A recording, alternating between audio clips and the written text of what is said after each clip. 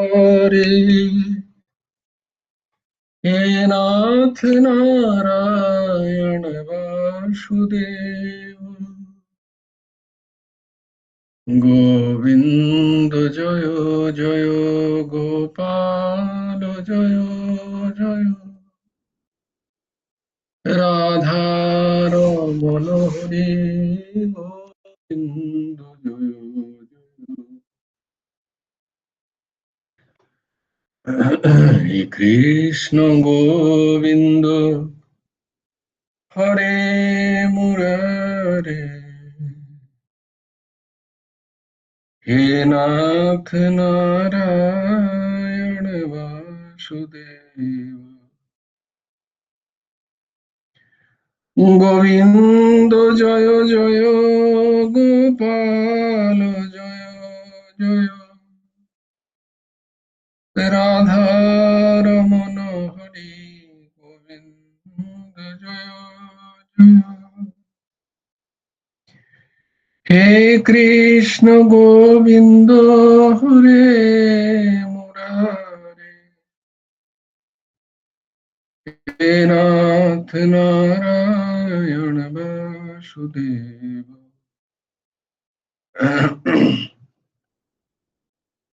गोविंद जय जय गोपाल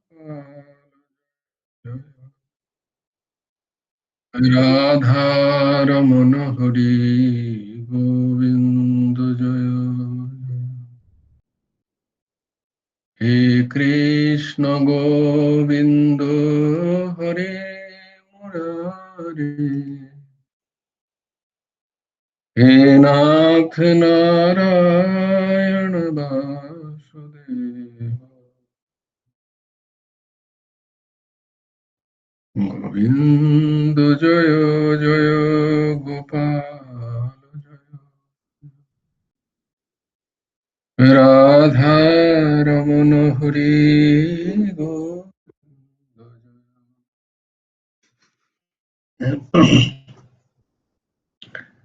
हे कृष्ण गोविंद हरे मुरारे हे नाथ नारायण वासुदेव राधे श्याम श्याम श्याम राधे राधे राधे कृष्ण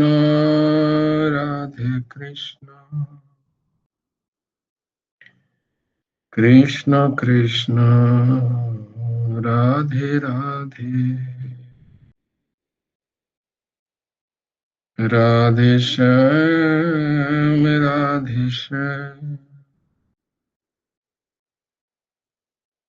श्याम श्याम राधे राधे राधे कृष्ण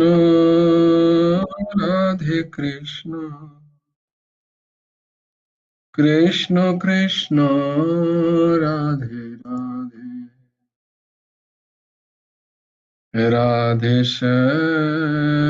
राधे श्याम श्याम श्याम राधे राधे राधे कृष्ण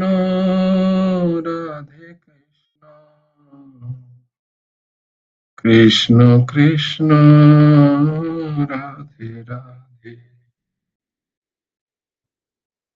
राधे श्याम श्याम श्याम राधे राधे राधे कृष्ण कृष्ण कृष्ण राधे राधे जय गुरु राधे श्याम अखण्डमण्डलाकारं व्याप्तं येन चराचरम् तत्पदं दर्शितं येन तस्मै श्रीगुरवे नमः।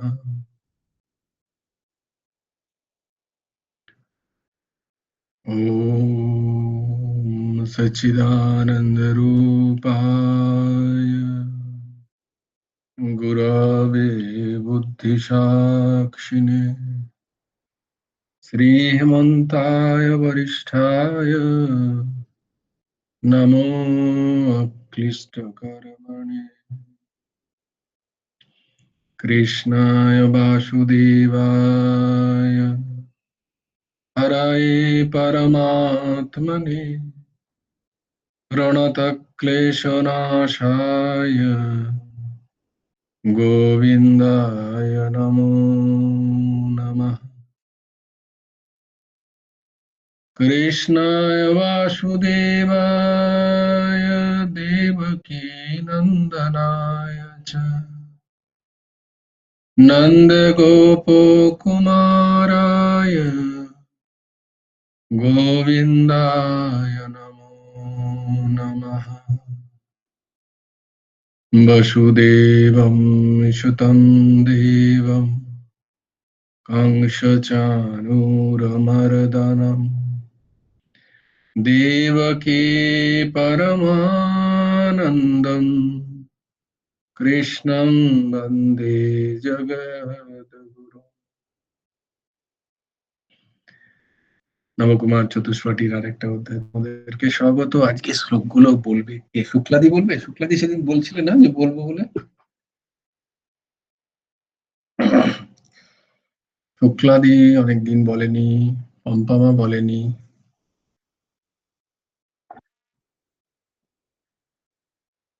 হ্যাঁ, তাহলে তুমিই বলো দিদি। কেউ সাড়া দিচ্ছে না, যদি তোর ডাক শুনে কেউ না আসে। জয় গুরু রাধেশ্যাম, বলছি। তাহলে দিদির সাথে চলো রে। পড়তে গেছিলাম। তাহলে আমি কালকে বলবো। আচ্ছা, তুমি তারপরে বলবে। হ্যাঁ, তারপরে না, আমি বলেছি কালকে বলবো। আচ্ছা কালকে ঠিক। 8 মাস পরে তুমি দেবে আমাকে তখন। ঠিক ঠিক। শুক্লাদি বলবে, বাহ, বলো। জয় গুরু রাধেশ্যাম। ধৃতরাষ্ট্রোবাচ ধর্মক্ষেত্রে কুরুক্ষেত্রে সমবেতাयुयुत्सवः मामकाः पाण्डवाश्चैव किमकुर्वत सञ्जय यत्र योगेश्वरः कृष्णो यत्र पार्थो धनुर्धरः तत्र श्रीर्विजयो भूतिर्ध्रुवानीतिर्मतिर्मम यदा यदा हि धर्मस्य ग्लानिर्भवति भारत अभ्युत्थानम् अधर्मस्य तदात्मानं सृजाम्यहम् परित्राणाय साधूनां विनाशाय च दुष्कृतं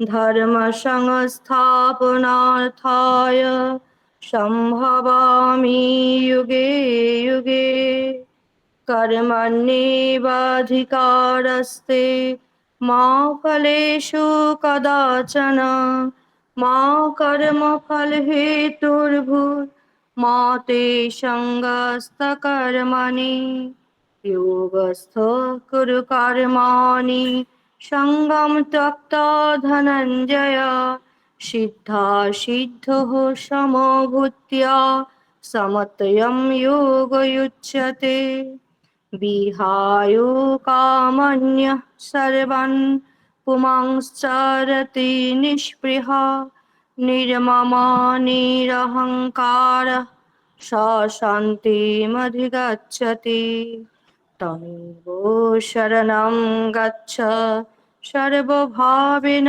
भारत तत्प्रसादात् परां शान्तिं स्थानं प्राप्स्यसि शाश्वतम् तद्विद्धि प्रणिपातेन परिप्रश्नेन सेवया उपदेक्षान्ति ते ज्ञानं ज्ञानेन तत्त्वदर्शिनः श्रद्धावान् लभते ज्ञानं तत्परः संयतेन्द्रियः ज्ञानं लब्ध्वा परां शान्तिम् अचिरेणाधिगच्छति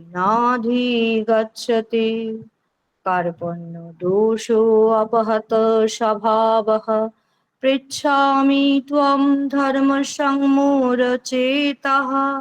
यच्छ्रेय सन्निश्चितं ब्रूहि तन्मे शिष्यस्तेऽहं साधिमां त्वं प्रपन्नम् सर्वधर्मान् परित्याज्य मामेकं शरणं व्रज अहं त्वां सर्वपापेभ्यो मोक्षयिष्यामि मा शुचः चञ्चलं हि मनः कृष्ण प्रमाथि बलवदृढम् तस्याहं निग्रहं मन्ये वायुरिव सुदुष्करम् असंशयं महाबाहो मनोदुर्निग्रहं चलम् अभ्यासेन तु कौन्तेय वैराग्येन च गृह्यते पत्रं पुष्पं फलं तोयं यो मे भक्ता प्रयच्छति तदहं भक्तो अपहृतमश्नामि प्रयतात्मनः यत्करोषि यदश्नासि यज्जुहोषि ददासि यत्तपस्यासि कौन्तेय तत्कुरुषो मदर्पणम् अनन्यः चिन्तयन्तः मां ये नः पर्युपासते तेषां नित्ययुक्तानां योगक्षेमं वहाम्यहम् अपि चेत् सुदुराचारो भजते माम् अनन्यभाक् साधुरेव समन्तव्यः सम्यग् व्यवसिता हि सः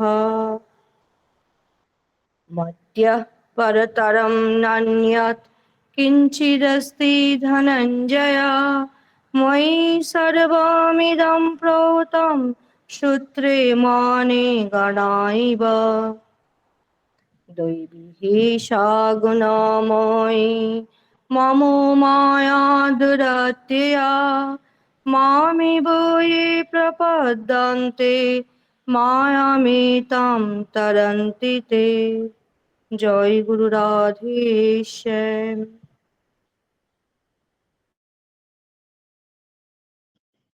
জয় গুরু রাধেশ্যাম।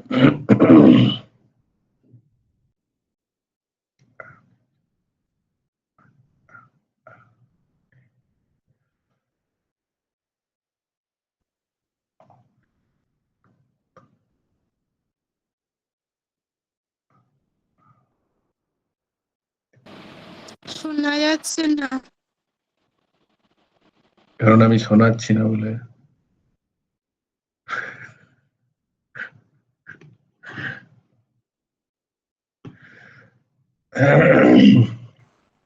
জয় গুরু রাধেশ্যাম। আমার প্রশ্নের উত্তরটা দেবে তো আজকে? ইয়েস, তোমার প্রশ্নের উত্তর না দিয়ে আমি যেতে পারি? সেই কতল হয়ে যাবো এক্ষুনি।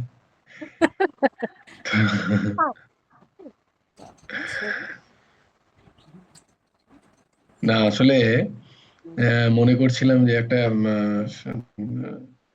এই যে যে সংস্কৃততে বর্ণমালায় যে স্বরবর্ণেতে দুই রকম বর্ণ আছে তো, স্বরবর্ণ আর ব্যঞ্জন বর্ণ। ঠিক কিশলয় বই মনে পড়ছে? কিশলয় ফ্রিতে পাওয়া যেত, কি সুন্দর লাগতো, বই পেলে খুব আনন্দ সেদিন। হ্যাঁ, এটা যারা ইংলিশ মিডিয়ামে পড়েছো তারা হয়তো ওই ব্যাপারটা অতটা, কিন্তু আমাদের কাছে বই পাওয়ার দিনটা একটা কি সুন্দর গন্ধ বেরোতো, খুব ভালো লাগতো। তো যেটা বলার ছিল যে আবার তোমাদেরকে ওই বর্ণ শিখতে হবে। সংস্কৃত শিখতে গেলে বর্ণ, ওই দেখো এসছে একজন দিদিমার কাছে। তো এই বর্ণতে যেটা বলার আর কি, এই যে যখন শুক্লাদি উচ্চারণটা করছিল না, নিত্য অভিযুক্তানাম, তো উচ্চারণটা হচ্ছে নিত্যাভিযুক্তানাম। তো নিত্যা, ইয়া, ইয়াভি, আভি, অভিযুক্ত নয় কিন্তু। তাই জন্য সংস্কৃত বর্ণমালায় স্বরবর্ণ যেটা প্রথমের অ এর উচ্চারণটা, বাংলায় তো অ আ, অ আ হ্রস্বই দীর্ঘই হয়, কিন্তু সংস্কৃতে অ এর উচ্চারণটা অ নয়। সংস্কৃতে অ এর উচ্চারণটাই হচ্ছে এ, আ, অ নয়। তাই জন্য সংস্কৃতের সব উচ্চারণগুলি দেখবে ব, মানে আমরা যেমন বাংলায় গোল অ এর উচ্চারণ করি, ব এর সাথে অ এর উচ্চারণ হয়ে ব হয়। তোমরা কি এটা জানো? স্বর বর্ণ মানে এটা হচ্ছে স্বর, ব্যঞ্জন, ব্যঞ্জন বর্ণ, ব্যঞ্জন প্রত্যেক বর্ণের সাথে আগে স্বর যুক্ত হয়ে দিয়ে ব্যঞ্জন বর্ণ হয়। তোমরা জানো তার মানে সব? তো না না, আমি বলছি আর কি। যেমন ধরো এই যে ক, ক এর উচ্চারণটা হচ্ছে কিন্তু ক, ক, অ নয়।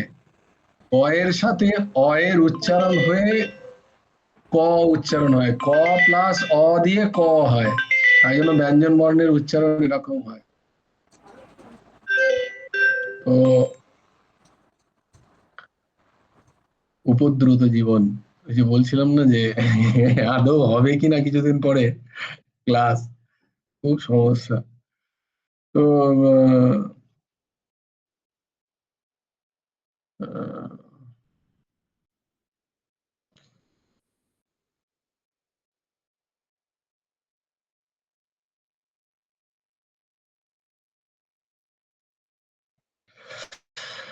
হ্যাঁ, কিন্তু কি করা যায়? ইউ এট গুরু সেবা, না গুরু সেবার নামান্তর। আহ, না না ভাই, তুমি ওইটা বলবে তো ওটাই বলো, আজকে কালকে বলবে। কোনটা বলবো? ওই যেটা এখনই বলছিল স্বরবর্ণ আর ব্যঞ্জন বর্ণের সংজ্ঞাগুলো। না না, আমি তো বলে যাচ্ছি, তোমরা শুনে যাও। আচ্ছা, কোনটা বলবো সেটা গুরুদেবই জানেন, মাথায় যেটা আসছে সেটা বলছি। ঠিক তো আছে। তো উচ্চারণটা ওই জন্য এ, অভি, এর উচ্চারণটা অভি নয়, অভিযুক্তানাম নয়। হ্যাঁ, তাই জন্য উচ্চারণটি হচ্ছে এ। তেষাং ওই নিত্যাভিযুক্তানাম। নিত্যা নয়, নিত্যা, নিত্যা, নিত্যা নয়। তেষাং নিত্যাভিযুক্তানাম। এই যখন নিত্যা এর উচ্চারণ হচ্ছে ওখানে নিত্যাভি, তো অ এর উচ্চারণটা এ হয়, আবার এও নয়, এই দুটোর মাঝখানে হয়। নিত্যা, ইয়াভিযুক্তান, তো অ এর উচ্চারণটা, তাই জন্য উচ্চারণটা হবে নিত্যাভি, নিত্যা অভিযুক্ত নাম তো আছে, কথাটা একদম ঠিক, অভিযুক্ত নাম, কিন্তু উচ্চারণটা অভিযুক্ত নয়। উচ্চারণটা হবে এ, অ্যাভি, অ্যাভি, এরকম উচ্চারণ হয়। দেখো সংস্কৃতের সব উচ্চারণ গুলো অ এর অ যেখানেই আছে সেখানে কিন্তু গোল অ এর উচ্চারণ হয় না কোথাও। উম, তো তাই জন্য মানে এটা আর কি আমাদের শেখার জন্য, এত তা হবে না তো। তো তো সেভাবে হয়নি, আমরা সেভাবে তো বরণ স্বর শিখিনি, স্বরে কিভাবে উচ্চারণ করতে হয়। আহ, তো এই জন্য বাংলাতে উচ্চারণের বিধি আছে, প্রত্যেকটা শব্দের উচ্চারণ কি হবে তার বিধি আছে খুব সুন্দর করে। তো সেগুলো তো আমাদের সেভাবে আর শেখা হয় না। কিন্তু সংস্কৃতের ক্ষেত্রে একটু অসুবিধা আছে, সংস্কৃত বলার জন্য উচ্চারণের দিকে কিন্তু খেয়াল রাখতেই হয়। কারণ স্বস্বর উচ্চারণ করতে হয়, তাই জন্য স্বরবর্ণের এত খেয়াল রাখে। কারণ স্বরবর্ণ না শিখলে সংস্কৃততে স্বরবর্ণের যে উচ্চারণ না শিখলে সংস্কৃতের উচ্চারণ শেখা যাবে না। এ দেখো আমাদের আমরা বাঙালির ক্ষেত্রে, বাংলার ক্ষেত্রে ই, হ্রস্ব ই আর দীর্ঘ ই দুটোরই উচ্চারণ আমরা একই করি, তাই না? আহ, দুটোরই উচ্চারণ আমাদের একই। পিনাকি না পিনাকি বোঝা কিছু কঠিন আর কি। তো কেউ কয় হস্যও লিখতে পারে, কেউ কয় দীর্ঘও লিখতে পারে। উচ্চারণ শুনে বোঝা যাবে না যে ওটা দীর্ঘই না হস্যই, কিন্তু সংস্কৃতিতে এটা চলবে না। সংস্কৃতিতে যেন উচ্চারণেই বোঝা যাবে যে বানানটা কি। তো এরকম আর কি। তো এটা তো বলার জন্য আর কি। তো এইভাবে আমরা যাতে সেইটা সেই চিন্তনটাই আসছিল বলে ওই আমি উচ্চারণটা যে করব এর উচ্চারণটা, তো সেইটার জন্য প্র্যাকটিস করছিলাম, তাই জন্য মনে হয় শোনা যাচ্ছে। তো আগে কি আমরা শ্রীমদ্ ভগবত গীতার 11 নম্বর অধ্যায়ের 49 নম্বর শ্লোক আগে আমরা করে নিই 5-10 মিনিট, তারপরে নয় দিদির কালকের যে প্রশ্ন তার চর্চায় যাব।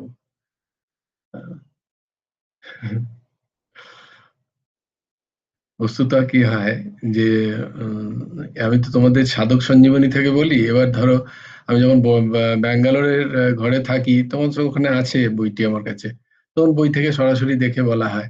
আর এখানে একটা সুবিধা হয়েছে যে দিদির বাড়িতেও দিদি চলে যাওয়ার কিছুদিন আগেই, জানি না ওর কি মনে হয়েছিল, যদ্যপি প্রথম দিকে ওর কোনো শ্রদ্ধা ছিল না গীতা আদিতে, কিন্তু কি জানি গুরুদেবের অশেষ দয়ার, গুরুদেবেরই লীলা, সবই গুরুদেবের লীলা। গুরুদেবের অতি কাছের, অতি প্রিয়, অতি লাডলি হওয়ার পরেও দিদিকে গুরুদেব কখনো কিন্তু বলেননি যে মাছ মাংস ছাড়তে হবে, কোনটি পড়তে হবে। তো দিদি অনেকবার জিজ্ঞেসও করেছিলেন, তো গুরুদেব বলেছেন না আমি কি তোমায় বলেছি। এতই প্রিয় ছিলেন গুরুদেবের দিদি শ্বেতা চ্যাটার্জি। তো কিন্তু দিদি ছাড়েনি বলে যে গুরুদেব কোনোদিন জোর করেছেন এরকম নয়। ইভেন আমি পোস্টার বয় হয়েছিলাম, আমি তো অহমের কারণে, কোনো স্থিতি নয় তো, যাতে সবাই বলে আর কি, তার জন্য ধারণ করেছিলাম বলে গুরুদেব প্রায় দেখাতেন অনেককে, বলে দেখো এই বাবা বাইরে থাকে অথচ কি বলে তুলসী কোনটি ধারণ করেছে, অনেককে বলেছেন। আমি দিদিকে বলতাম যে আমি পোস্টার বয় হয়ে গেছি গুরুদেবের। তো দিদি সেরকম গুরুদেব কিন্তু দিদিকে কোনোদিন বলেননি আমাকে দেখিয়ে যাকে। কিন্তু ওই শরীর ছাড়ার কিছুদিন আগে, ওই কিছু মাস আগে দিদিও সব ছেড়ে দিল, কেন নাকি হঠাৎ করে মাছ মাংস ডিম সব ছেড়ে দিল। আর তারপরে বললো যে আমাকে বললো একটা গীতা আমাকে দে, ক্লাসও করতো না, বললো একটা গীতা আমাকে দে না। তো এই গীতা, ওই যে গীতাটা ওখানে আছে সাধক সঞ্জীবনীরই, সেটা একটি কেনা ছিল অন্য কাউকে দেওয়ার জন্য, আমার ভাইয়ের কাছে, অরিন্দমের কাছে। অরিন্দমকে বললাম যে ওইটা দিয়ে আয় তো দিদিকে, তো সেইটা দিদিকে দিয়েছিল। দিদির সমস্ত বইয়ের সাথে ওইটাও রাখা ছিল। তো এখন ওইটা আছে ওদের বাড়িতে বলে কল্লাবিকা আমাকে ছবি তুলে তুলে পাঠায় ওখান থেকে, আমি যখন ত্রিচিতে থাকি বা অন্য কোথাও বাইরে থাকি, ওই সাধক সঞ্জীবনী থেকে ছবি তুলে পাঠায়। তো সেইটাই দেখে দেখে আমি বলি তোমাদের মোবাইল থেকে। আমি ভেবেছিলাম বোধহয় আজকে নেই আমার কাছে 49 নম্বরটা। ওকে বললাম যে ও আবার গেছে মাসির বাড়ি ঘুরতে। তাহলে কি করে হবে, বলে তাহলে আজকে ভাগবত করে দাও, আরেকদিন ভাগবত হয়ে যাক। নেই যখন কি করবে, ভাগবত হয়ে। বললাম বাহ, ভালোই জুটেছো। কিন্তু দেখলাম যে আমার কাছে আছে, পাঠিয়েছে 49 নম্বর শ্লোকটাও আছে আমার কাছে। তো তাই জন্য আমরা আরেকটা শ্লোক আগে চলে যাই এই আর কি। তারপরে দিদির, নাহলে সত্যি দেখো গুরুদেব কি সুন্দর সুযোগ করেই রেখেছিলেন, দিদির ওই চর্চাতেই কিন্তু গোটা ক্লাস চলে যেতে পারতো। গুরুদেব ওই সুযোগও করে রেখে দিয়েছেন। যাকে আমরা একটা শ্লোক আগেই যাই, নাহলে। ভাই জয়গুরু রাধেশ্যাম, বলছি হ্যাঁ হ্যাঁ, গুরুদেবের যে অসীম কৃপা আছে, আজকে আমি প্রত্যক্ষভাবে প্রমাণ পেয়েছি। আবার শোনাও শোনাও, আগে আবার ওটাই প্রমাণ শুনি। পেয়েছি। আমি বর্ধমানে, আমার মেয়ে চাপিয়ে দিল, ট্রেনে হ্যাঁ চাপিয়ে দিল। এবার হ্যাঁ, 3খানা ব্যাগ আছে আমার, গোপাল আছে। হুম, এবার আমি কি হুম, করে নামবো, আমি কিছুতেই বুঝতে পারছি না। কি হুম, করব, কে নামিয়ে দেবে ব্যাগটা? নিয়ে হুম, তারপর মেয়ে ওখানে প্রণাম করলো আমাকে, এনে বললো তুমি সাবধানে যাবে, নেমে গেল। হুম, তারপর দেখলাম আমার সামনে একটা মেয়ে বসে আছে। সেই মেয়েটা দেখলো প্রণাম করা করা নিয়ে, তারপরে বলছে যে আপনি কোথায় যাবেন? আমি বললাম আমি মেচেদাতে নামবো। বললো এই হাওড়াতে নামবো। তা বললো ও আচ্ছা। বলছে আপনার চিন্তা নেই, আমি নামিয়ে দেবো, আমি ব্যাগ নামিয়ে দেবো। দিয়ে সে ব্যাগ, মেয়েটা ব্যাগটা নামিয়ে দিল। তাও শুধু নয়, কিছুটা পর্যন্ত নিয়ে গেল, নিয়ে ও চলে যাবে শিয়ালদা, আর আমি চলে যাচ্ছি ডান দিকে মেচেদা লোকাল গাড়ি ধরবো। 3টে ব্যাগকে এমনি করে গলায় জড়িয়েছি, আর গোপালের ব্যাগটা আমার হাতে এরকম এরকম লাল লাল সব কেটে গেছে গুলোতে, খাঁজে খাঁজে। নিয়ে তারপরে ভাবছি ওখানে তো হলো, এবার মেচেদাতে কি করে নামবো, কে নামিয়ে দেবে? গোপালকে বারবার বলছি, গোপাল কি গুরুদেবকে বারবার বলছি কে নামিয়ে দেবে, আমরা কি আর সেই রকম ভাগ্যবান যে পাবো, তুমি কি এসে নামাবে? নিয়ে ঠিক একজন হঠাৎ করে একজন ভদ্রলোক এলেন বাগনানে, নিয়ে ভদ্রলোক তিলক করে আছে, গলায় তুলসী মালা আছে, আমাকে বলছেন যে আপনার গোপাল। আমি কি করে বুঝলেন যে আপনার আমার এর ভেতরে গোপাল আছে? বলছি না, গোপাল নিয়েই তো আমার নাড়াঘাটা আমাদের, তাই বলছেন। তারপরে বললো যে আমি গীতা পাঠ করি। ভদ্রলোক বলছেন যে আমি গীতাতে বেশি মানে বিশ্বাস করি এবং গীতা বেশি পছন্দ করি।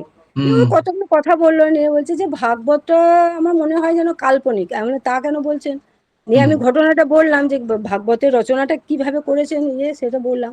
নিয়ে তখন বলছে ঠিক আছে ঠিক আছে, আপনার কোনো, আমি উঠে পড়েছি, আমার এত টেনশন হয়, আমি উঠে পড়েছি ব্যাগ নিয়ে। নিয়ে বলছে না আপনি বসুন, আপনার কোনো চিন্তা নেই, মেচেদা এলে আমরা ঠিক নামিয়ে দেবো। আর আমি গুরুদেবকে আর গোপালকে ধন্যবাদ দিচ্ছি যে ঠাকুর আজ যদি তুমি না থাকতে তাহলে যে আমার কি হতো।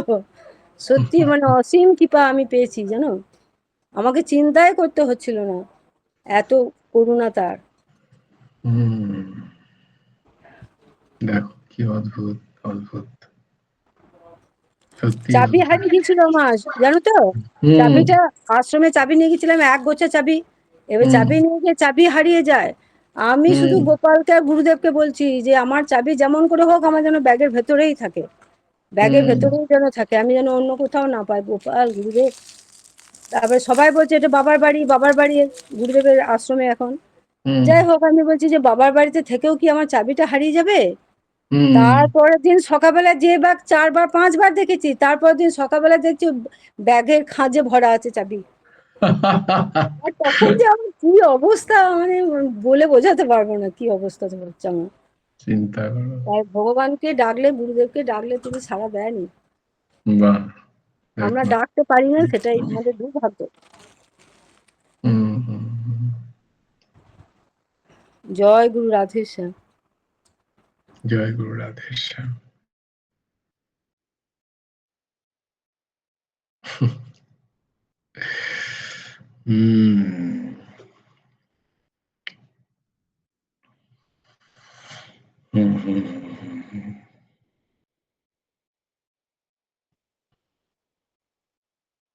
তো 10:32 এখানেই বেজে গেল, তাহলে আজকে ভাগবতী হোক।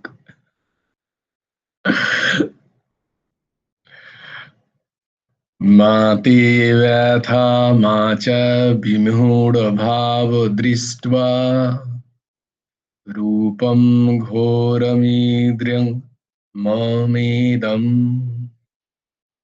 माते व्यथा मा च विमूढभाव दृष्ट्वा रूपं घोरामीद्र्यं मदेम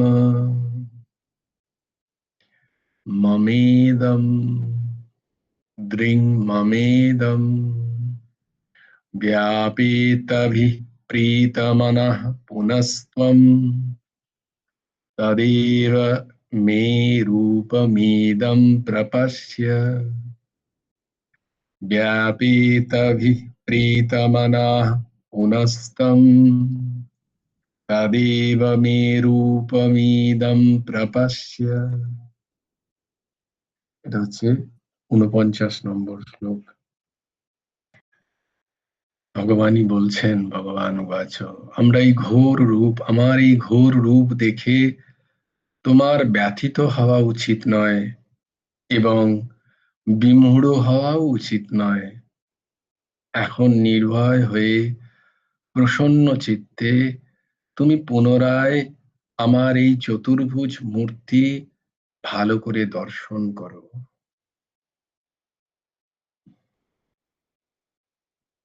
এটা ব্যাখ্যা। কালকে দিদির প্রশ্ন ছিল যে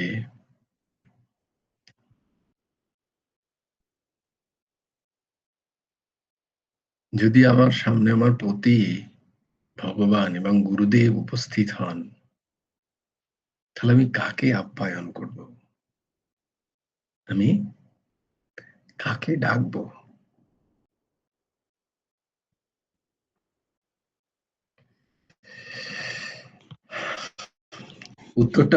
উত্তরটা তো আজকে দিদির নিজের অভিজ্ঞতা থেকেই চলে আসা উচিত।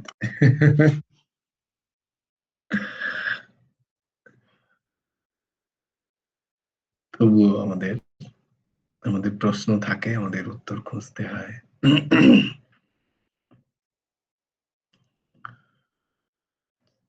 স্থিতি অনুযায়ী এর উত্তর। স্থিতি কি? আমি ভক্তির কোন স্তরে আছি? ভক্তি দুরকম হয়, এক হচ্ছে বৈধ ভক্তি, আর এক হচ্ছে পরাভক্তি। আমি ভক্তির কোন যাজনে আছি?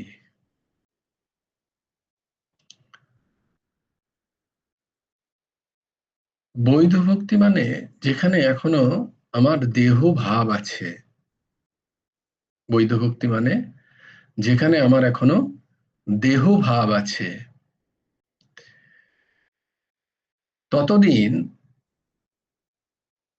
খুব ভালো করে শুনে, দরকার হলে নোট করে রেখো যে ভাব প্রকাশ হচ্ছে।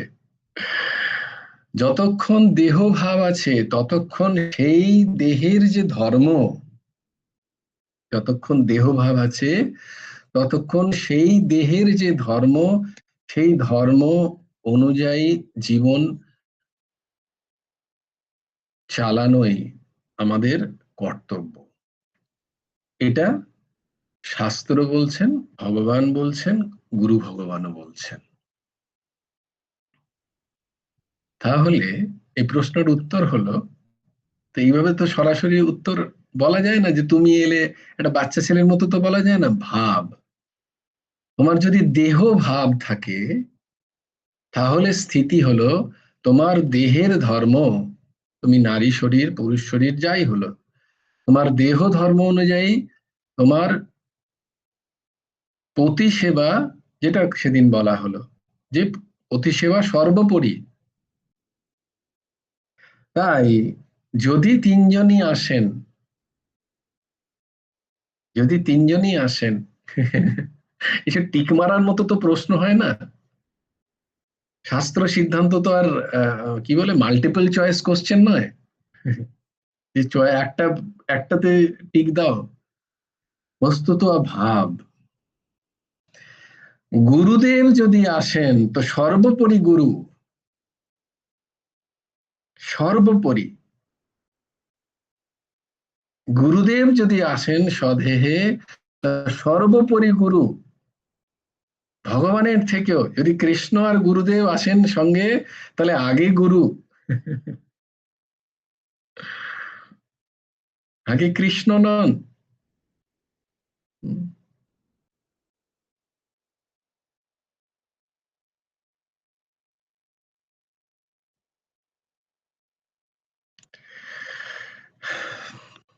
শুক্লাদি কি বলছো বলো?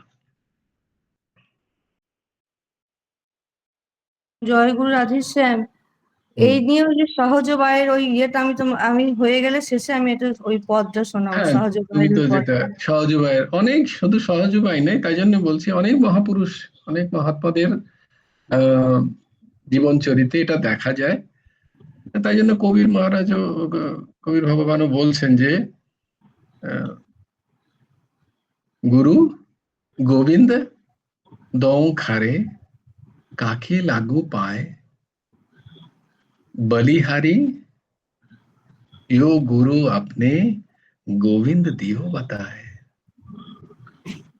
তো গুরুদেব তো সর্বোপরি, সে তোমার বৈধ ভক্তি হোক বা পরাভক্তি হোক, গুরুদেব সর্বোপরি। গুরুদেব সর্বোপরির কারণ হলো এক গুরু সেবাতে ভগবত সেবা এবং তথাকথিত সমস্ত ধর্মের সেবা হয়ে যায়। যার শুধুমাত্র গুরু সেবা আছে তার আর কোনো সেবার প্রয়োজন নেই, তার আর ধর্ম অধর্মের বা অন্য কোনো সেবার, তার সমস্ত ঋণ থেকে সে মুক্ত হয়ে যায় যে একমাত্র গুরু সেবার যার মন টেকে। তো গুরু সর্বোপরি। প্রশ্ন হলো গিয়ে, যদি দেহ ভাব থাকে, যদি সম্বন্ধের বোধ থেকে থাকে, তাহলে ভগবান এবং পতি যদি আসেন তাহলে পতি আগে। মাতা পিতা এবং ভগবান যদি আসেন তাহলে মাতা পিতা আগে। এর বহু উদাহরণ আছে, যেমন ধরো পান্ডারীনাথ।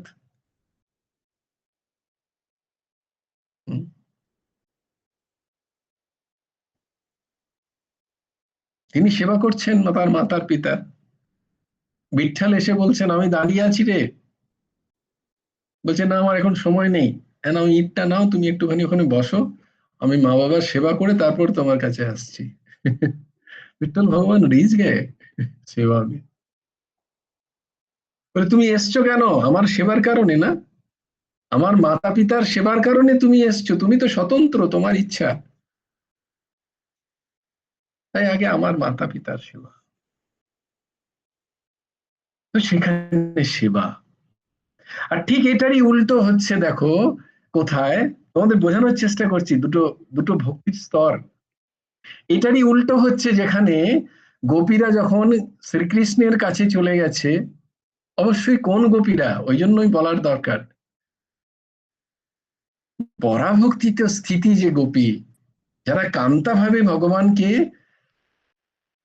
মন প্রাণ সমস্ত কিছু ভগবানকে অর্পণ করে দিয়েছে, যাদের আর নিজের বলে কিছু নেই, সেই গোপীরা যখন সবকিছু ত্যাগ করে ভগবানের বাঁশির আওয়াজ শুনে রাসমণ্ডলীতে উপস্থিত, তখন ভগবান তাদেরকে তানা দিচ্ছেন, ঠোক বাজাচ্ছেন আর একবার। যে দেখি কতটা কতটা এদের ভক্তির গাঢ়ত্ব, দেখি কি অবস্থা। বলছেন তোমরা কুলবধূ ব্রজের নারী, তোমরা তোমাদের পতির পুত্র কন্যা পরিবার ছেড়ে দিয়ে এই রাত্রিবেলা এখানে এসে কি করছো? ভাগবতে শ্রী ভগবান বলছেন তোমরা এখানে কি করছো হে? তো এই সমস্ত গোপীদের তো পা থেকে মাটি সরে গেছে এই শুনে, যে দেখো যে বাঁশির আওয়াজ করে আমাদের এই ডাকলো ছেলিয়া, সে এসে এরকম বলছে। তখন তারা উদাহরণ দিচ্ছে। তারা কি উদাহরণ দিচ্ছে না, গোবিন্দ ধরো আমাদের যে পতি, সে পতি বাইরে কোথাও কাজের জন্য চলে যাচ্ছে, তখন যাওয়ার সময় আমাদের একটি ফটো দিয়ে গেল যে আমি যতদিন না থাকবো ততদিন আমার এই ফটোটার সাথে তোমরা সঙ্গ করো, একটা মূর্তি দিয়ে গেছে, এতেই তোমাদের সুখ দুঃখের কথা বলো, তার সাথে সঙ্গ করো। অনেকদিন পর যখন পতি সেই বাইরের কর্ম আদি সেরে যখন ঘরের দরজায় উপস্থিত, আমি তখন ফটোর ওই পতিকে সেবা করছি। বাইরে থেকে আমার মূল আসল প্রতি যে তিনি ঠকঠকাচ্ছেন, আমি এসে গেছি, শুনছো খোলো, তো তখন আমার কি কর্তব্য গোবিন্দ? আমার কি কর্তব্য হওয়া উচিত? ওই ফটোর পতিকে সেবা করা উচিত, না বাইরে আসল পতি যিনি দাঁড়িয়ে আছেন তাকে হাত ধরে ঘরে ঢোকানো উচিত? আমার কি করা উচিত? এটা এটা কথোপকথন হচ্ছে গোপী আর শ্রীকৃষ্ণের রাসস্থলীতে। তো উত্তর তো স্বাভাবিকভাবেই শ্যাম সুন্দর নিজেই চুপ হয়ে গেছে এই উদাহরণ শুনে। কি বলবেন? বলে আচ্ছা, আমার জানা ছিল না যে তোমরা কোনো সাধারণ গোপী তো নও, তোমরা তো গোপের গোয়ালিনী নও, তোমরা হাজার হাজার লোক লাখ লাখ বছর লক্ষ লক্ষ বছর তপস্যা করে জ্ঞান সাধন করে তোমরা মহান মহান যোগী সাধু, তোমাদের থেকে এইরকমই জ্ঞান আমি আশা করব, এটাই তো স্বাভাবিক। এটা কোন স্থিতি? স্থিতি, এই জন্য সব গুলিয়ে দিলে চলবে না, তাই উত্তরটা একে হয় না। তোমার কেমন স্থিতি? আমার স্থিতি নেই, আমার স্থিতি নেই, অথচ আমি পরাভক্তির নাটক করছি, তাহলে ঘোর পাপ আচরণ হবে।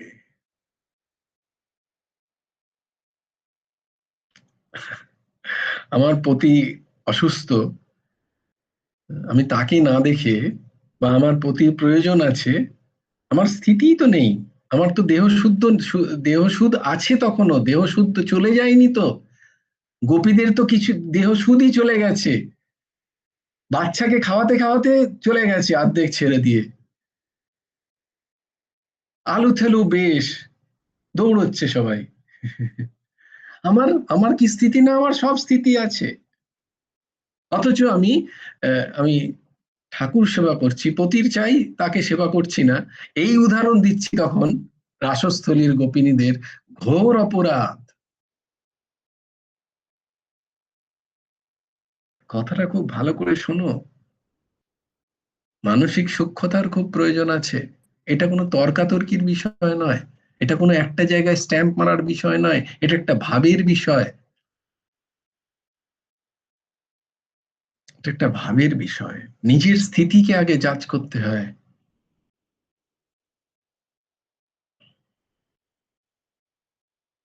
নিজের স্থিতি, আমার যদি দেহ ভাব থাকে, তাহলে দেহের ধর্ম অগ্রে।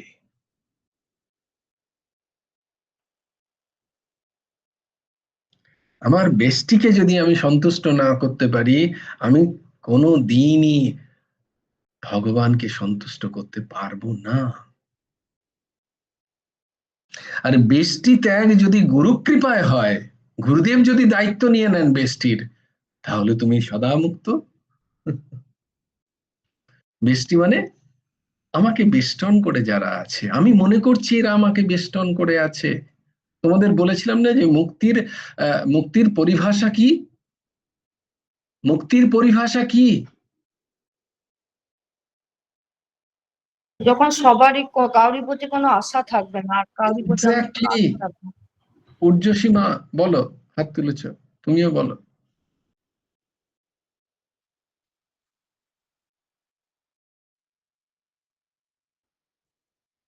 বা এইটা, এইটাকে খেয়াল রাখো খুব। যতক্ষণ না তা পারছি, ততক্ষণ ধর্ম আচরণ প্রয়োজন, বৈধ ধর্ম যা আছে সেটার আচরণ প্রয়োজন।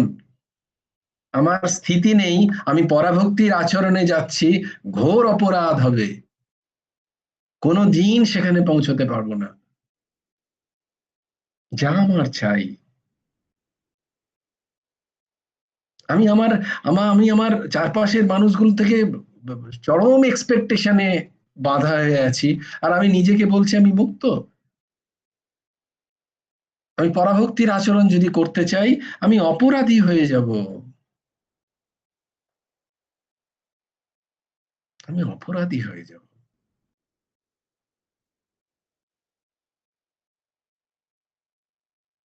তাই উপায় কি?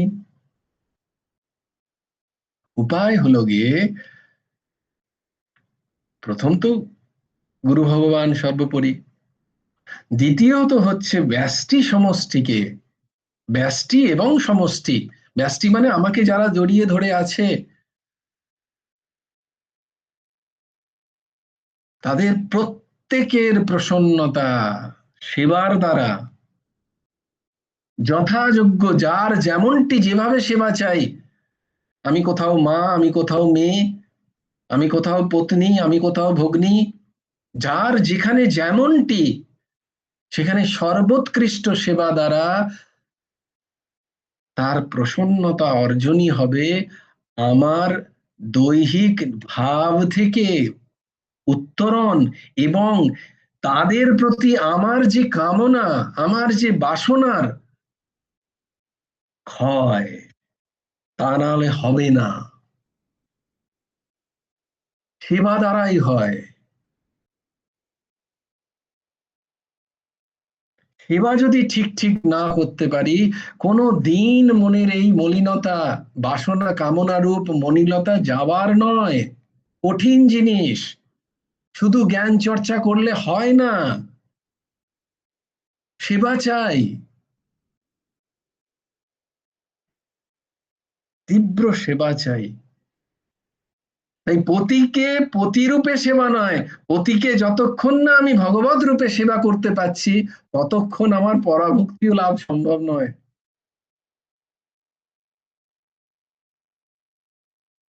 ততক্ষণ ভগবানের প্রতি আমার প্রেম জন্মাবে না।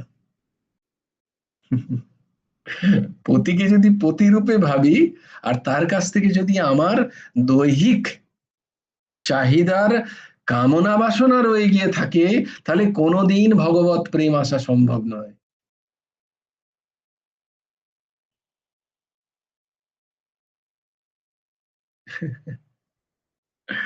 এটা হয় না।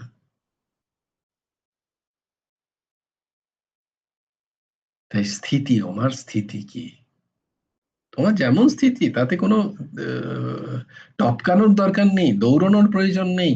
এটা দৌড়ানো বা টপকানোর জিনিস নয়, বা এটা অনুকরণের জিনিস নয়।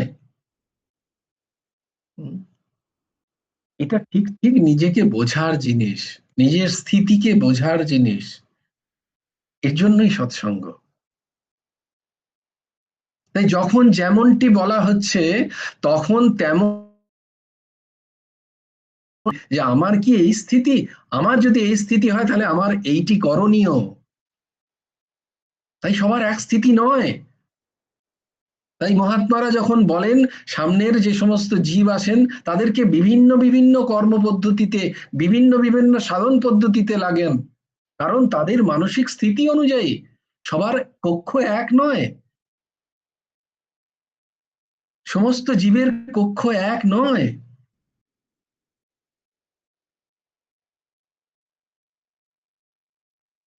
তাই অপরের সাথে নিজের তুলনা নয়, আমাকে আমার গুরুদেব কি সাধন দিয়েছেন সেই অনুযায়ী, কোনো গল্প কথা শুনে নয়, কোনো পুরাণ কাহানি শুনে নয়, আমার জন্য কোনটা ঠিক সেটা আমাকে পরিষ্কার করে নিতে হয়। আমার যদি দীক্ষা গুরু থাকেন, গুরু ভগবান থাকেন, তার কাছে গিয়ে যে আমি কি করব, আমার কি পথ,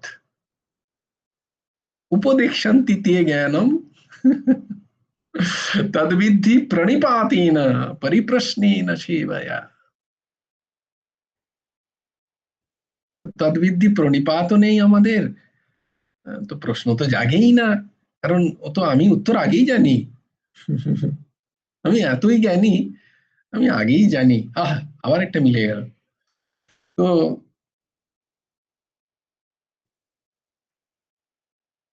আমি তো গুরুদেবকে প্রশ্নই করিনি কখনো যে আমার কি সাধন হবে। তিনি তখন বলে দিতেন তোমার এই স্থিতি, তুমি এইটা করো।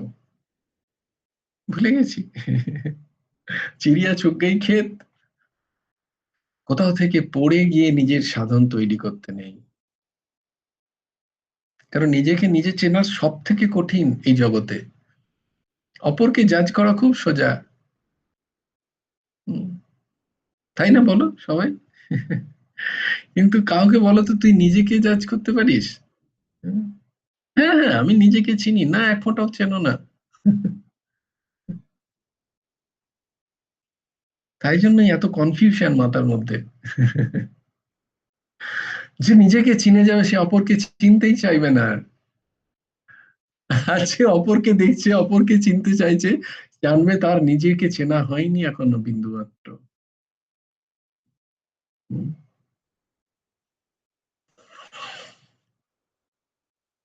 প্রশ্ন হচ্ছে, কথাটা ওই রকম নয়, কথাটা হচ্ছে আমার স্থিতি কি।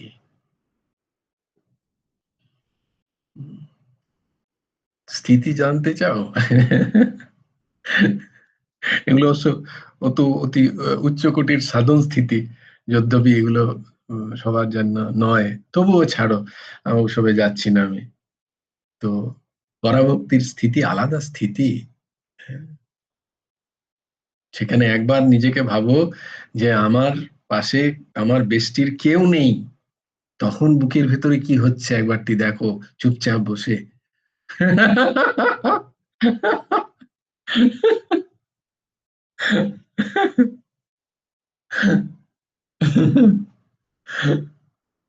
हरि बोल, हरि बोल। इतना आसान नहीं है, এত সোজা নয়। তাই অনুকরণ নয়, উম, অনুকরণ নয়, শ্রবণ, শ্রবণ করে সেখানে নিজের বারবার নিজেকে দেখা, নিজের অন্তঃকরণকে দেখা, সেই জ্ঞান দ্বারা যে আমার অন্তঃকরণের স্থিতি কি, নিজের অন্তঃকরণকে চেনা, যে মলিনতা গুলো আছে সেগুলোকে চেনা। তুমি যদি তোমার মনের অন্তঃকরণের মলিনতা না চিনতে পারো, কে চিনতে পারবে? কার ক্ষমতা আছে? তোমার মনে যদি তোমারই প্রবেশ না হয়, কার ক্ষমতা আছে? একজনের আছে, যিনি অন্তর্যামী ভগবান প্রভু, তিনি গুরু রূপে আসেন। কিন্তু তাকে তো আমরা শুনিনি কখনো, তার আদেশ তো আমি মানিনি, তাকে তো সাধারণ মানুষ ভেবেছিলাম। আমি বরং তাকে উপদেশ দিয়েছি। অনেকে বলেন আমি গুরুদেবকে বললাম, আমি গুরুদেবকে দিয়ে করিয়ে নিয়েছি। অজ্ঞান, অজ্ঞানের স্থিতি দেখো। ছোট ছেলে, বাচ্চা ছেলে হয় না, ডক্টরেট কাউকে হয়তো বললো যে আমি ডাক্তারবাবুকে বললাম তাই জন্য এই ওষুধটা লিখে দিলেন।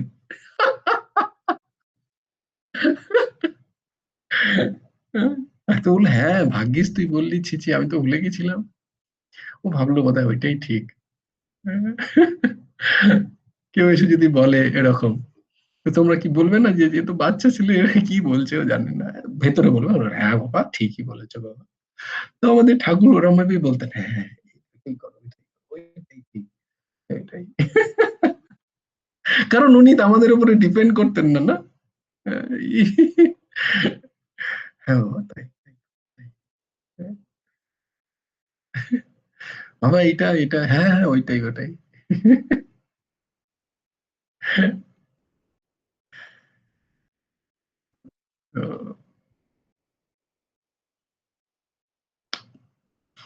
তো স্থিতি, নিজের স্থিতি অনুযায়ী পন্থা, পথ। তাই আমার স্থিতি নেই, তখন আমার যে ধর্মের পথ সেটাই হওয়া উচিত, তবে গিয়েই পৌঁছানো যায়। সিঁড়ি টপকে পড়ে যাওয়ার সম্ভাবনা খুব থাকে। তাই জন্য প্রত্যেক সিঁড়িগুলোকে দেখে দেখে দেখে দেখেই তারপরে উপরে যেতে হয়, এটাই নিয়ম। হ্যাঁ, জসিমা বলো।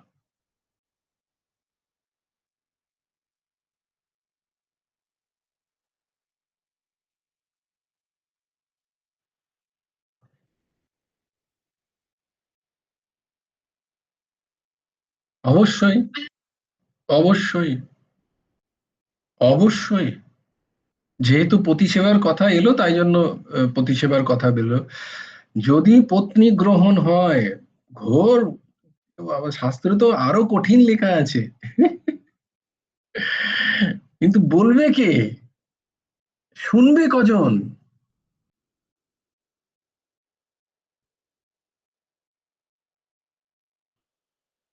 ব্রহ্মচর্য পালন করছেন যে সন্ন্যাসী, আর সংসারে প্রবিষ্ট হয়ে এক পত্নীব্রতা যে পুরুষ, দুজনের এক ফল প্রাপ্তি। যে পুরুষ স্বপ্নেও অন্য কোনো নারী সঙ্গ করে না, তারই ব্রহ্মচর্য থাকে। তো পুরুষদের জন্য তো আরো লেখা আছে, তথাকথিত পুরুষ শরীরের জন্য।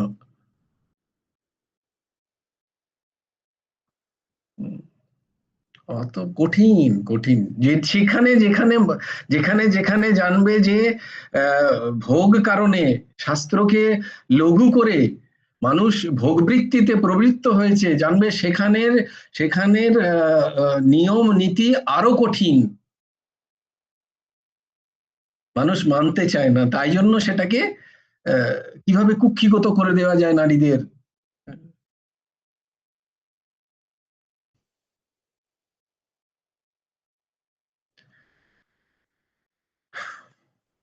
পত্নী সেবা প্রত্যেক পুরুষ যে যে নারীর পানি গ্রহণ করেছে তার আমৃত্যু রক্ষা, বস্ত্র, বাসস্থান, খাদ্যের ব্যবস্থা সেই পুরুষের একান্ত কর্তব্য। নিজে না খেয়েও পত্নীকে খাওয়ানো উচিত।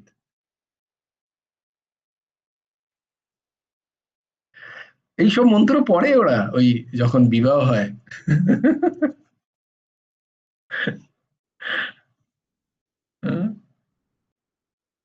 বৈদিক সনাতন পরম্পরায় বিবাহ কার্য শুধুমাত্র দুটো শরীরের মিলনের জন্য নয়, বিন্দুমাত্র নয়।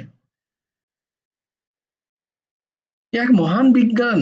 যে সমস্ত শ্লোকগুলো পড়ানো হয় সেগুলোর মানে বলা উচিত আসলে পতি পত্নীকে ওখানে।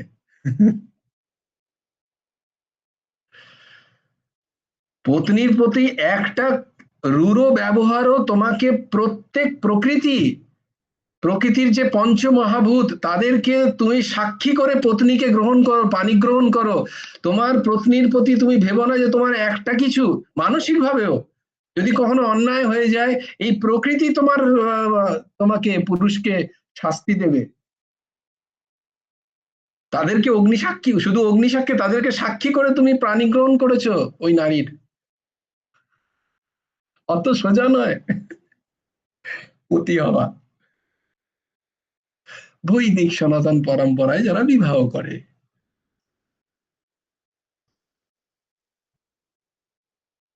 বুঝতে পারছি। শাস্ত্রে লেখা আছে পতির পুণ্যের অর্ধেক প্রাপ্ত হয় পত্নীর। দেখো, পত্নী কিচ্ছু করার দরকার নেই তাকে।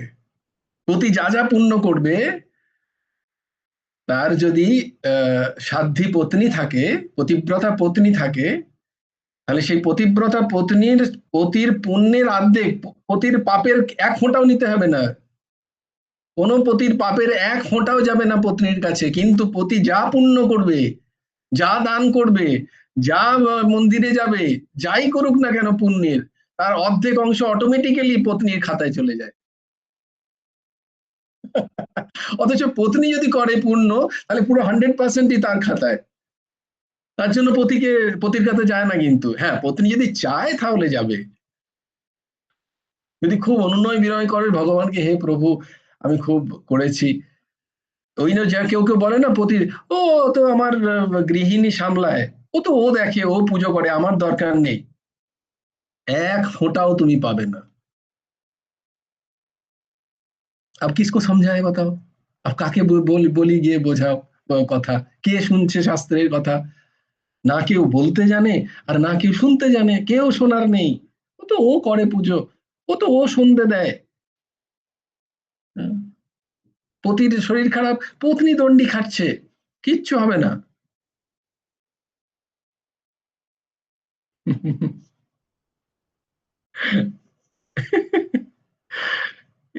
কে বোঝাবে শাস্ত্রের মর্ম? তাই জন্য বলছে যে যারা যারা ঠিক ঠিক জানে বলতে যায় দু চারবার, হেভি ঝাড় খায়। কারণ এগুলো তো, আমি বলছি না, গুরু ভগবান বলছেন যে এগুলো তো সব তো মানুষের যে ভোগ, অবৈধ যে ভোগ প্রবৃত্তি, সেখানে বাধা পড়বে না। এগুলো যখনই কাউকে শোনাতে যাবে, তার তখন অবৈধ ভোগ প্রবৃত্তিতে বাধা পড়বে।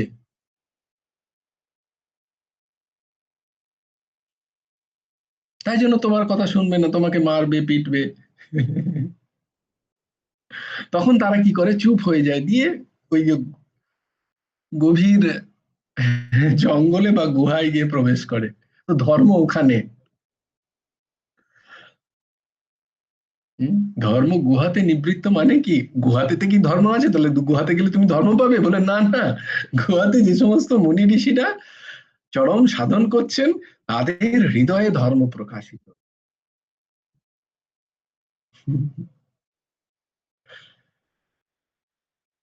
কজন কজন কজন আমরা জানিও না, আর আমাদের বলার সাহসও নেই। হুম, আমাদের বলার সাহস নেই, কারণ আমাদের আচরণ করতে গেলে আমাদের বিবেকে লাগলেই আমাদের তখন ভোগ প্রবৃত্তি। গুরুদেব বলছেন যে সব থেকে বড় সমস্যা হচ্ছে আমাদের যথেচ্ছাচার, যথা ইচ্ছা আচার, আচারে বাধা পড়ে বলে আমরা কেউ শুনতে চাই না। আমাদের মন মানি চলে না, না? আর এই সমস্ত লেখা আছে শাস্ত্রের জন্য নয়, মহাপুরুষদের জন্য নয়, এই সমস্ত লেখা আছে তোমার জন্য। তোমাকে বলা হচ্ছে তোমার জন্য। বলে আমি আমারটা বুঝে নেবো, তুমি বেশি জ্ঞান দিও না, আমি আমারটা দেখে নেবো। ভুগতে হলে ভুগবো। তো তখন তুমি কি বলবে? তাহলে ভোগো, তো ভোগো, क्या करना है? তখন তোমরা বলে, তখন তোমাদের প্রশ্ন আসে, স্যার এই যে এত পেশেন্ট আসছে, এরা কি সবই প্রারব্ধের কারণে?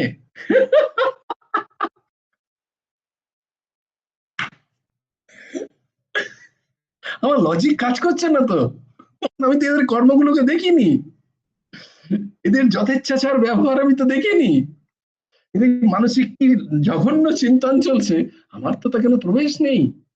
আমার তো সামনে দেখতে পাচ্ছি কেউ ফেটে গেছে, কারোর রক্ত বেরোচ্ছে, কারোর পা ভেঙে গেল, কেউ বাচ্চা ছেলে ক্যান্সারে ভুগছে, ছোট বাচ্চা জন্মেই হার্ট ফুটো, তার চারিদিকটা 10খানা কি বলে ইঞ্জেকশন লাগানো আছে, আমি তো সেইটা দেখছি, আমি তো তার কর্মগুলোকে দেখিনি। সেই জীব যে কত জঘন্য জঘন্য কর্ম করেছে, মনসা বাচা কর্মণা, কেউ ছাড়বে না তোমাকে। আমার তো সেদিকে খেয়াল নেই, আমি তো সেগুলো দেখিনি। একবার ভেবে দেখো না, এইবার তুমি দেখবে কি দেখবে না বলো? এই সৎসঙ্গের পরে এবার তুমি দেখতে লাগবে, ও তাই তো, এর তো কর্ম সম্বন্ধে আমার কোনো জ্ঞান নেই, অথচ দেখো কত ভালো মানুষ, বলেন না মাঝে মাঝে, কত ভালো মানুষ, একদম খুব ভালো মানুষ, দেখো কি অবস্থা তার। ছি ছি ছি ছি, ভগবান এত নির্দয়, ভগবান আমার কথা শুনছেন না, আমি এত ডাকি ঠাকুরকে, ভগবান কানা কালা হয়ে গেছে। যখন কর্মগুলো করছিলে তখন একবার পারমিশন নিয়েছিলেন নাকি? হে প্রভু, আমি এই কর্মটা করতে যাচ্ছি, এর অনুমতি আছে কি? am I been permitted for this? তখন তো কখনো জিজ্ঞেস করেছিলে কি? না না, তখন আমার ভালো লাগছিল, আমার মন, আমার জীবন, ইটস মাই লাইফ, ভোগো যা ভোগনা है।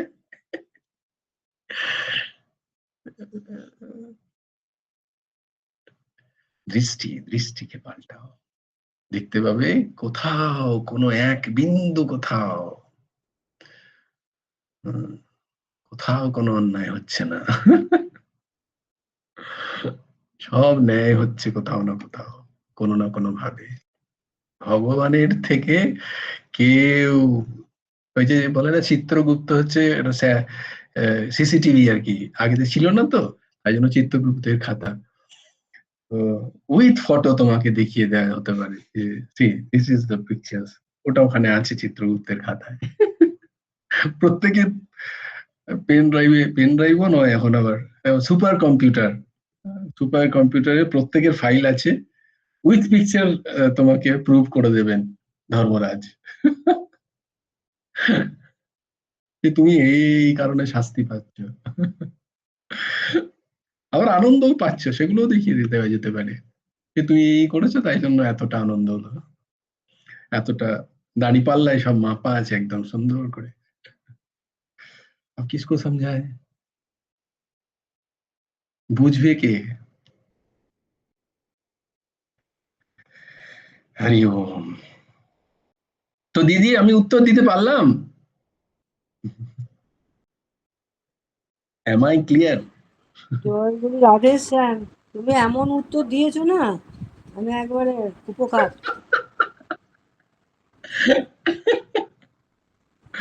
হরি বল হরি বল। না না, চিন্তনের বিষয় আছে, চিন্তন করতে হবে।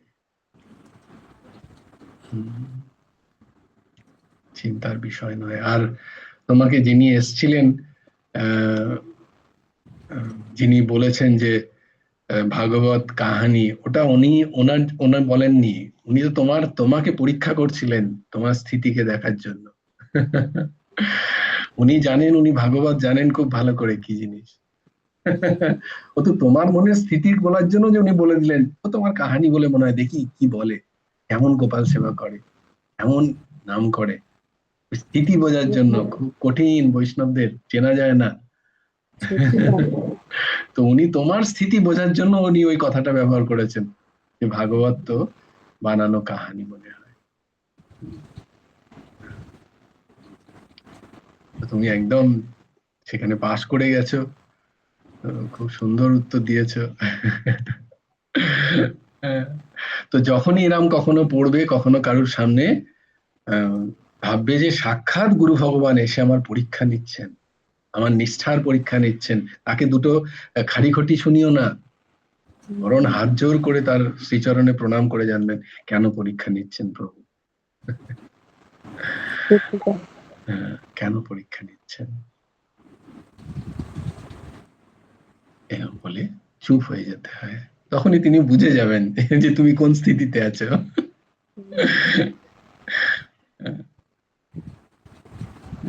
জয় জয় শ্রী রাধে। ও 11টা 11 বেজে গেছে, তাহলে তো একটা গান শুনতে হবে। হ্যাঁ, কন্যা কুসুম মা, তাড়াতাড়ি শুনিয়ে দাও।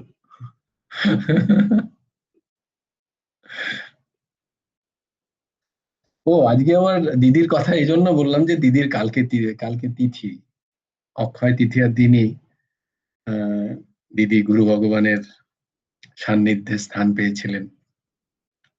তো কালকে অক্ষয় তৃতীয়া, একটা বছর হয়ে গেল। আহ কালকে দিদির তিথি, 30 তারিখ ছিল, 30শে এপ্রিল। আর অক্ষয় তৃতীয়ার দিন দিদি যাচ্ছিল বানগাছা আশ্রমে। কালকে আমাদের বানগাছা আশ্রমে অনুষ্ঠান আছে, বানগাছা আশ্রমেই যাচ্ছিল দিদি বড় ছেলের সাথে। তো গুরুদেব তাকে নিয়ে চলে গেছেন ওখান থেকে।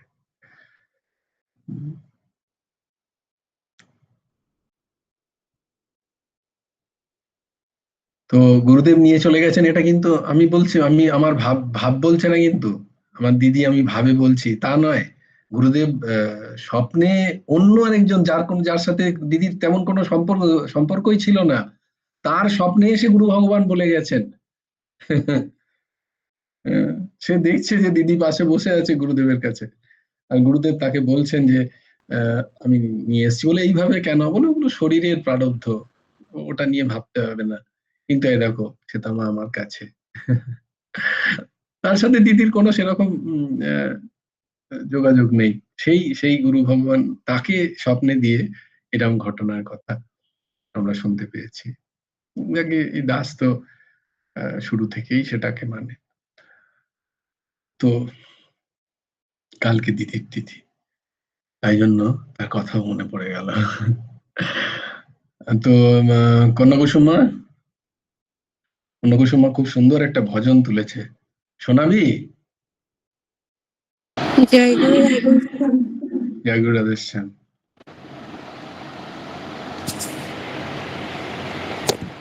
শোনাচ্ছি। না, আমরা আগে কালকে শুনবো, আজকে 11টা 13 বেজে গেল, ঠিক আছে ছেড়ে দাও, আমরা কালকে শুনবো, কালকে অক্ষয় তৃতীয়া আছে, সুন্দর কালকে। বেশ, আজকে এখানেই শান্ত হোক, সবাই ভালো থেকো। জয় জয় শ্রী রাধে, জয় জয় শ্রী সীতারাম, হর হর মহাদেব। ভজ গুরু হেমন্ত দেব রাধে শ্যাম, জপ হরে কৃষ্ণ হরে রাম, জয় গুরু রাধে শ্যাম, রাধে শ্যাম রাধে শ্যাম, শ্যাম শ্যাম রাধে রাধে, রাধে কৃষ্ণ কৃষ্ণ কৃষ্ণ রাধে রাধে। জয় গুরু রাধে শ্যাম। শ্রী গুরার্পণমস্তু, শ্রী হেমন্ত দেবার্পণমস্তু। জয় গুরু রাধে শ্যাম। সবাই ভালো থেকো।